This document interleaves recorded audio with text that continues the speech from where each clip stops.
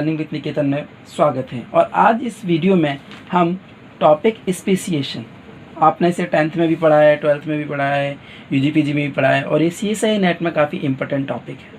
Topic speciation को समझने की कोशिश करेंगे और उनके टाइप्स भी जानेंगे। सबसे पहले स्पेसिएशन जानेंगे। वैसे तो स्पेसिएशन की बहुत सारी डेफिनेशंस मिल जाएंगी, जैसे कि एक मैंने यहाँ लिखी भी है, speciation is a process within evolution that leads to the formation of new distinct species that are reproductively isolated from one another. Reproductive isolation leads to reinforcement of the distinction between species through natural selection and the sexual selection. So the process is that speciation का अगर मैं आपको specially बता दूँ, speciation का मतलब क्या है? स्पेसिएशन का मतलब है फॉर्मेशन ऑफ न्यू स्पीसीज, यानी कि नए स्पीसीज के फॉर्मेशन को ही हम स्पेसिएशन कहते हैं। और नेचर ने हमें कितने तरीके के स्पेसिएशन दिए हैं?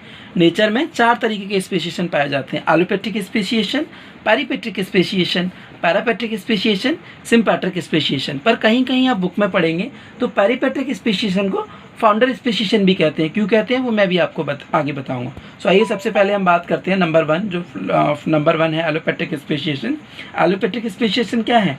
एलोपेट्रिक स्पेसिएशन का ओरिजिन होने के लिए किसी भी तरीके का फिजिकल बैरियर होना बहुत ज़रूरी है।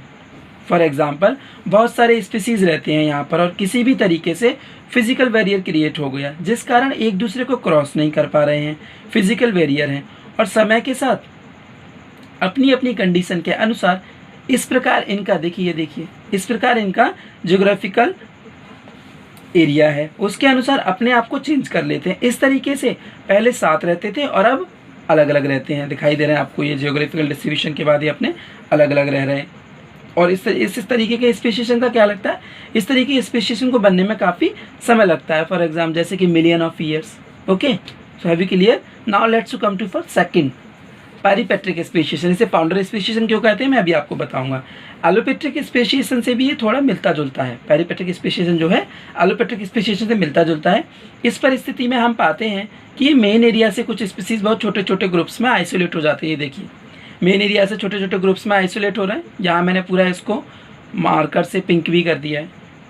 आइसोलेट होने के बाद जो आइसोलेट होते हैं आपस में वो काफ़ी सिमिलर होते हैं। देखिए, सिमिलर स्ट्रक्चर हैं, आपस में काफ़ी सिमिलर होते हैं, इसीलिए हम इन्हें फाउंडर स्पेसिएशन कहते हैं। पहचान में आ गया? मतलब आप समझ गए फाउंडर स्पेसिएशन क्यों कहते हैं?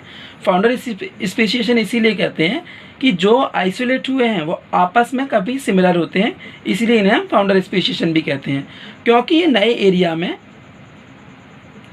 एरिया में स्पीसीज का निर्माण कर रहे हैं और यहाँ से ये आइसोलेट हुए हैं। सो हम इन्हें क्या कहते हैं? इन्हें हम पैरीपेट्रिक स्पेसिएशन कहते हैं। Have you clear? Now let's come for parapatric speciation. अब पैरापेट्रिक स्पेसिएशन की बात करें तो इस स्पेसिएशन में किसी भी तरीके के ज्योग्राफिकल सेपरेशन की कोई ज़रूरत नहीं है। ठीक है, इसमें ज्योग्राफिकल सेपरेशन नहीं होता जैसे कि फर्स्ट वाले में हुआ था। ज्योग्राफिकल सेपरेशन की कोई ज़रूरत नहीं है। क्यों? एक एग्जांपल देख लीजिए। मान लीजिए ग्रास के कुछ एग्जांपल हैं, वो इस एरिया में भी रहते हैं और इस एरिया में भी रहते हैं। ठीक है, दोनों एरिया में रहते हैं।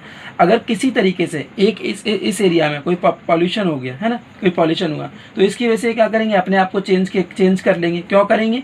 क्योंकि वो अपने आप को सर्वाइव करना चाहते हैं और उस तरह के चेंजेस से ही नए स्पीसीज डेवलप हुए हैं। तो इसीलिए इसे हम क्या कहते हैं? इसे हम पैरापेट्रिक स्पेसिएशन कहते हैं। ठीक है, ये देखिए मैंने लिखा है न्यू बीच एंटर्ड हो गए इंटरडेक्टिव नीचे, इसीलिए ये क्या कर रहे हैं? सर्वाइव होना चाह रहे हैं, डेवलप होना चाह रहे हैं, इसीलिए हम इसे पैरापेट्रिक स्पेसिएशन कहते हैं। Now let's to come last one, sympatric speciation. अब मैं सिम्पैट्रिक स्पेसिएशन की बात करूंगा तो इस पहली बात तो इसका मेन इंपॉर्टेंट है कि इसमें किसी भी फिजिकल बैरियर की ज़रूरत नहीं है। इसमें किसी फिजिकल बैरियर की ज़रूरत नहीं होती। इस तरीके के स्पेसिएशन में अगर किसी तरीके का जेनेटिक मेकअप, देखिए जेनेटिक मेकअप मैंने इंटरनली दिखा दिया है, जेनेटिक मेकअप में चेंज अप आए तो फॉर एग्जांपल पॉलीमॉर्फेज, एनिप्लॉइडी, और इस वजह से जेनेटिक मेकअप वाली स्पीसीज से डिफरेंट होता है तो आपस में वो लोग रिप्रोड्यूस नहीं कर सकते क्योंकि वो जेनेटिकली डिफरेंट हो गए। सो इस प्रकार के स्पेसिएशन को क्या कहेंगे हम? इस प्रकार के स्पेसिएशन को सिम्पैट्रिक स्पेसिएशन कहेंगे। और सिम्पैट्रिक स्पेसिएशन में काफ़ी कम समय लगता है, इसीलिए हम इसे क्या कहते हैं? इसीलिए हम इसे क्विक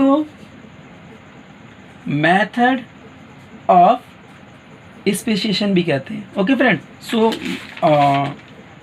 ये प्रोसेस हमें बताता है कि स्पेसिएशन क्या है, स्पेसिएशन के टाइप्स क्या हैं, ओके, तो मुझे लगता है आपने इस वीडियो को लाइक किया है, जिससे आपको नई नई वीडियोस का नोटिफिकेशन मिलता जाए। और क्योंकि इस तरीके के क्वेश्चन CSIR में पूछे जाते हैं, मैंने जब वीडियो शुरू किया था तब भी बताया था, स्पेसिएशन एक बहुत ही इंपॉर्टेंट टॉपिक है और इसमें CSIR एग्जाम में हर साल इससे क्वेश्चन पूछे जाते हैं। Okay, so please don't forget to like, share as much as you can, and please subscribe my channel. Thanks for watching.